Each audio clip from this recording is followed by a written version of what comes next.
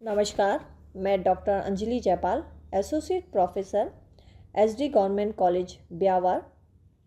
आज का हमारा ई कंटेंट का टॉपिक है कार्ल मार्क्स का सामाजिक परिवर्तन का सिद्धांत।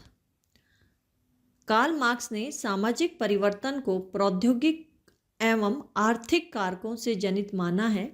अतः उनके सिद्धांत को आर्थिक निर्णायकवाद अथवा सामाजिक परिवर्तन का प्रौद्योगिक सिद्धांत कहा जाता है।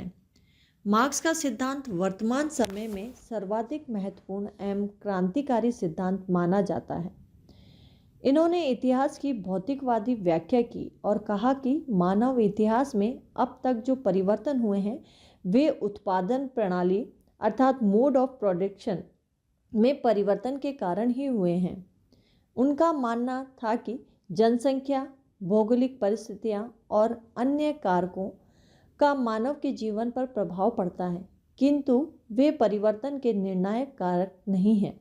निर्णायक कारक तो आर्थिक कारक अर्थात उत्पादन प्रणाली ही है। मार्क्स ने अपने सिद्धांत को स्पष्ट करते हुए बताया कि मनुष्य को जीवित रहने के लिए कुछ भौतिक मूल्यों जैसे रोटी, कपड़ा, मकान आदि की आवश्यकता होती है। इन मूल्यों या आवश्यकताओं को जुटाने के लिए मानव को उत्पादन करना पड़ता है। उत्पादन करने के लिए उत्पादन के साधनों अर्थात मीन्स ऑफ प्रोडक्शन की आवश्यकता होती है। जिन साधनों के द्वारा व्यक्ति उत्पादन करता है और उन्हें ही हम प्रौद्योगिकी कहते हैं। प्रौद्योगिकी में छोटे छोटे औजार अथवा बड़ी बड़ी मशीनें सम्मिलित होती हैं। प्रौद्योगिकी में जब परिवर्तन आता है तो उत्पादन प्रणाली में भी परिवर्तन होता है। मार्क्स का मानना यह है कि मानव अपनी आवश्यकताओं की पूर्ति के लिए किसी न किसी उत्पादन प्रणाली या मोड ऑफ प्रोडक्शन को अपनाता है। उत्पादन प्रणाली दो पक्षों से मिलकर बनती है। पहला है उत्पादन के उपकरण या जिसे हम कहते हैं प्रौद्योगिकी, श्रमिक, उत्पादन का अनुभव और श्रम कौशल। अर्थात पहला है जिसके अंतर्गत हम प्रौद्योगिकी को लेते हैं, श्रमिक को लेते हैं, उनका अनुभव लेते हैं और श्रम कौशल को लेते हैं। दूसरा है उत्पादन के संबंध। किसी भी वस्तु के उत्पादन के लिए हमें औजार, श्रम, अनुभव व कुशलता की आवश्यकता होती है। साथ ही जो लोग उत्पादन के कार्य में लगे होते हैं उनके बीच कुछ आर्थिक संबंध भी पैदा हो जाते हैं। जैसे किसान कृषि क्षेत्र में उत्पादन करने के दौरान मजदूरों, सुनार, लोहार और उसके द्वारा उत्पादित वस्तुओं के खरीदारों से संबंध बना लेते हैं। जब उत्पादन प्रणाली में परिवर्तन होता है तो समाज में भी परिवर्तन आता है। उत्पादन प्रणाली की यह विशेषता है कि यह किसी भी अवस्था में स्थिर नहीं रहती है। यह समाज में सदैव बदलती रहती है। उत्पादन प्रणाली समाज का मूल है और उसी पर समाज का सामाजिक, सांस्कृतिक, धार्मिक, राजनीतिक संरचनाएं, हमारे विश्वास, कला, साहित्य, प्रथाएं, विज्ञान और दर्शन टिके हुए हैं। जिस प्रकार की उत्पादन प्रणाली होती है, समाज की अधिसंरचना अर्थात ऊपरी संरचना जिसमें हमारी धर्म, प्रथाएं, राजनीति, साहित्य, कला, विज्ञान और संस्कृति आते हैं, भी उसी प्रकार की बन जाती है। जब उत्पादन प्रणाली बदलती है तो समाज की ऊपरी संरचना में भी परिवर्तन आता है और समाज की संस्थाएं भी बदलती हैं तथा सामाजिक परिवर्तन घटित होता है।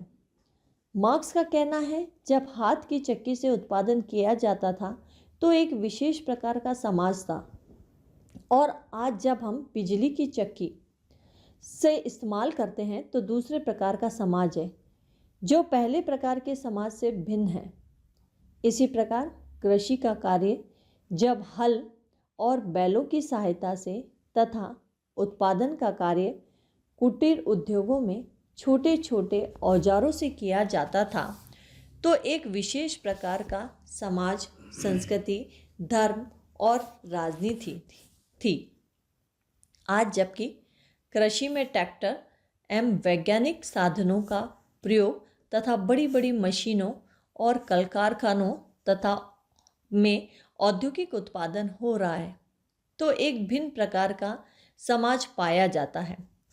इन दोनों ही अवस्थाओं में राजनीति, धर्म, संस्कृति, कला, साहित्य, दर्शन, प्रथा, नैतिकता, लोकाचारों में बहुत अंतर पाया जाता है। अतः स्पष्ट है कि उत्पादन प्रणाली में परिवर्तन होने पर समाज में परिवर्तन आता है। उत्पादन में लगे हुए लोगों के पारस्परिक संबंधों में परिवर्तन आता है। आज के युग में पूंजीपति और श्रमिक में जो संबंध पाए जाते हैं वे कृषि युग के भूस्वामियों और मजदूरों के संबंधों से इसलिए भिन्न है। मार्क्स का मानना है कि उत्पादन के संबंधों के संपूर्ण योग से ही समाज की आर्थिक संरचना का निर्माण होता है।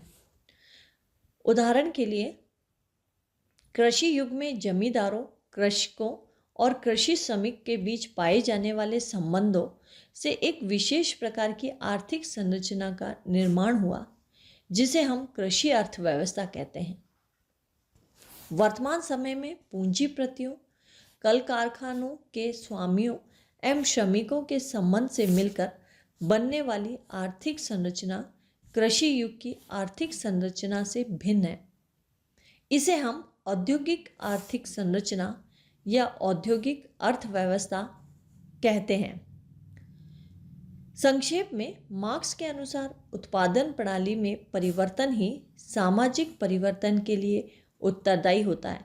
अर्थात समाज में जब उत्पादन प्रणाली में परिवर्तन होता है तो हमारे समाज में स्वतः ही परिवर्तन होता है।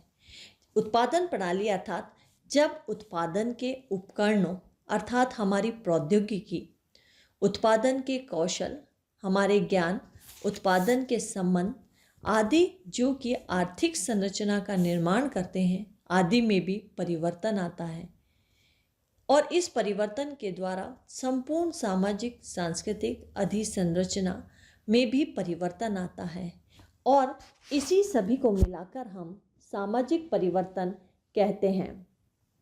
मार्क्स के अनुसार समाज में इतिहास के प्रत्येक युग में दो वर्ग रहे हैं। मानव समाज का इतिहास इन दो वर्गों के संघर्ष का इतिहास है। आपने समाज के विकास को 5 युगों में बांटा है तथा प्रत्येक युग में पाए जाने वाले दो वर्गों का उल्लेख किया है। इनमें से इन्होंने बताया है कि यहाँ पर हर एक समाज में एक वर्ग है जिसका उत्पादन के साधनों पर स्वामित्व रहा है और दूसरा वर्ग वह है जो श्रम के द्वारा जीवन यापन करता है। मार्क्स ने बताया है कि सभी प्रकार के समाजों में इन दोनों वर्गों में अपने अपने हितों को लेकर संघर्ष होता रहता है। प्रत्येक वर्ग संघर्ष का अंत नए समाज और नए वर्गों के उदय में हुआ है। वर्तमान में हम जानते हैं कि पूंजीपति और श्रमिक दो वर्ग हैं और ये दोनों ही अपने अपने हितों को लेकर संघर्षरत रहते हैं। मार्क्स का मानना है कि वर्गों की रचना और प्रकृति ही सामाजिक व्यवस्था का निर्धारण करते हैं। अर्थात समाज में जैसे वर्ग होंगे समाज की व्यवस्था उसी प्रकार की होगी। एक युग के वर्ग संघर्ष के परिणाम स्वरूप नए वर्गों का जन्म होता है और नई सामाजिक व्यवस्था का जन्म होता है। इसे ही हम सामाजिक परिवर्तन कहते हैं। इस प्रकार वर्ग संघर्ष तथा उसके परिणाम स्वरूप जो भी नए वर्गों के जन्म का कारण बनता है वही समाज में परिवर्तन होते हैं, अर्थात उसे ही परिवर्तन के नाम से जाना जाता है। इस प्रकार मार्क्स ने सामाजिक परिवर्तन में वर्ग संघर्ष की भूमिका को बहुत ही महत्वपूर्ण बताया है। इस प्रकार आज के हमारे इस लेक्चर में हमने सामाजिक परिवर्तन के अंतर्गत कार्ल मार्क्स का सिद्धांत के बारे में अध्ययन किया। यह सामाजिक परिवर्तन में एक बहुत ही महत्वपूर्ण सिद्धांत है और इस सिद्धांत को हम आर्थिक निर्णायकवाद के नाम से भी जानते हैं, या इसे हम लोग प्रौद्योगिक सिद्धांत के नाम से भी जाना जाता है। यह सिद्धांत बहुत ही महत्वपूर्ण और क्रांतिकारी सिद्धांत भी कहलाता है। धन्यवाद।